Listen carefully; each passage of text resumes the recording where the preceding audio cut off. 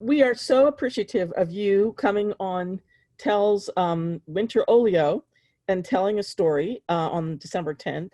So I have the lucky task of being able to introduce the 5 different people that are telling.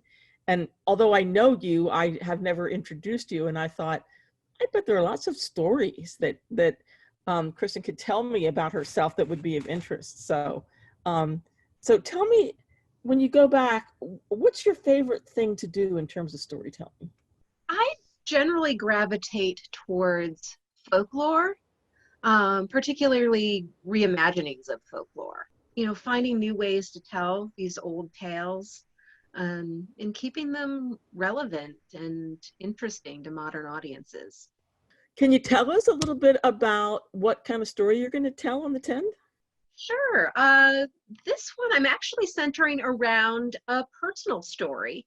Mm-hmm. It's one I've told before, but I actually love it and it's hilarious. And it suits this year because it's a story about the very first time that I had to get the Thanksgiving turkey ready to go in the oven. Yeah. Okay. And I know that a lot of people are also doing that for the first time this year because of like this strange situation we're in. And so I think a lot of people will be able to relate to that very first time where you have to put your hand in this very cold, very wet place, and you aren't quite sure what's there.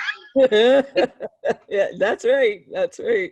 And so I wanted to tell that story, and it's good because it's also light and funny, and it reminds me of my grandmother because my grandmother was a witness to this event, and she thought it was hilarious. So it was fun to be able to share that moment with her. That's great. I actually I told can't, this story at her funeral. really? Yeah. Oh my gosh. I bet people loved it. Oh, that's one. Oh, I'm looking forward to hearing that. So, yeah. What am I forgetting to ask you about yourself as a performer? I did want to mention that I have my YouTube channel is just MV Story Dance.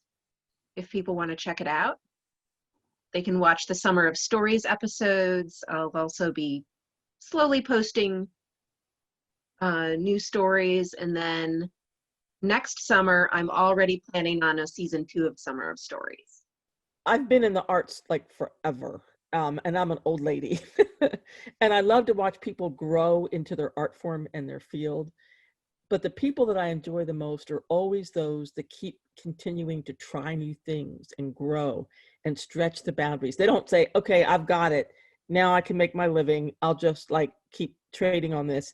I love the fact that you keep trying new things and doing new directions and, partnering with new people. I find that very exciting to watch your career as you go on. And I Thank you.